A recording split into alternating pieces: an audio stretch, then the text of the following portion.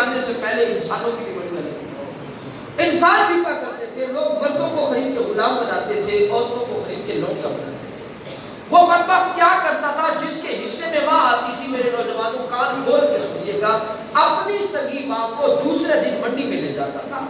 اور جس طرح کوئی شخص منڈی میں کھڑے ہو کے اپنا جانور بیچ رہا ہے، کوئی گائے بیچتے ہوئے گاہکوں کو کھینچتا ہے اور کہتا ہے اسے خرید لو، یہ ساہیوال نسل کی گائے ہے، اتنا دودھ دیتی ہے، فلاں فلاں خاصیات اس کے اندر ہے، بالکل ایسے وہ بندہ منڈی میں کھڑے ہو کے اپنی سگی ماں کو بیچنے کے لیے گاہکوں کو کھینچتا ہے اور گاہکوں کو کہتا ہے اسے خرید لو، جھاڑو بڑا اچھا لگا لیتی ہے، اسے خرید لو، برتن بڑے اچھے مانج لیتی ہے، اسے خرید لو، گھر کے سارے کام کر لیتی ہے۔ وہ بدبخت اپنی سگی ماں کو منڈی میں بیچ کے واپس آ جاتا ہے۔ میرے بھائیوں اندازہ کرو، یہ معاشرے کی گراوٹ کا عالم تھا کہ وہاں پہ مائیں منڈیوں میں بک رہی تھی، اور پھر وہ تاریخ آئی، وہ خوبصورت دن آیا کہ 12 ربیع الاول کو میرے آقا دنیا میں جلوہ گر ہوئے۔ اب کائنات کا نظام بدل گیا، لوگ ماؤں کو منڈیوں میں بیچ رہے تھے، میرے حضور آئے، لوگوں کو بتایا ماؤں منڈیوں میں بیچنے کے لیے نہیں ہوتی، ساتویں آسمان کے اوپر جنت موجود تھی۔ میرے آقا نے جنت کو پکڑا اور ماں کے قدموں کے نیچے رکھ دی اور فرمایا تم ماؤں کو منڈیوں میں بیچتے پھرتے ہو، تمہاری جنت کو اللہ نے تمہاری ماں کے قدموں کے نیچے رکھ دی ہے۔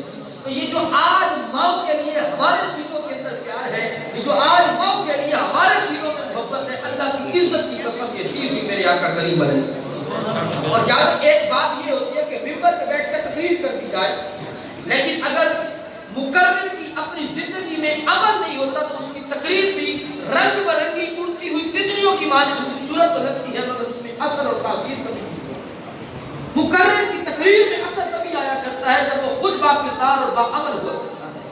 میرے آقا کریم علیہ السلام نے اگر زمانے والوں کو ماں کا ادب سکھایا ہے تو پہلے اپنا کردار بھی پیش کیا ہے لوگوں کے سامنے۔ میرے حضور تشریف فرما ہے مقام جرانہ کے اوپر، آقا کچھ گوشت تقسیم فرما رہے تھے تو مجمع کو چیرتے ہوئے ایک بڑھیا حضور کی جانب بڑھی۔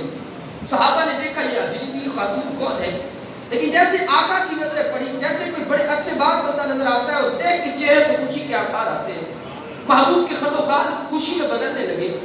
صحابہ کہتے ہیں جب وہ قریب آئی تو محبوب نے کندھے کی مبارک چادر اتاری اور زمین پہ بچھائی اور ان کو بیٹھنے کی دعوت دی، اور وہ خاتون بھی پروٹوکول قبول کرتے ہوئے چادر پہ بیٹھ جاتی ہے۔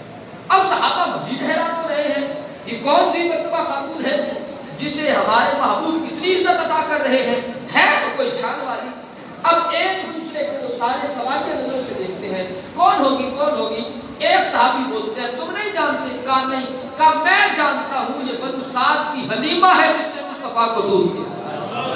ارے دودھ پلانے والی ماں کا اگر یہ مقام ہے تو پھر اندازہ کرے جنم دینے والی ماں کی عظمتوں کا عالم کیا ہوگا۔ آقا ایک سفر میں تھے، دوران سفر بات سے بات جیسے نکلتی ہے تو ایک صحابی نے کوئی بات کی، ان کی بات کے اندر ابوا کا لفظ آیا۔ ابوا ایک مقام ہے مکہ مدینہ کے درمیان، اور یہ وہ جگہ ہے کہ جہاں پہ کائنات کی سب سے عظیم ماں سیدہ آمنہ پاک کا مزار شریف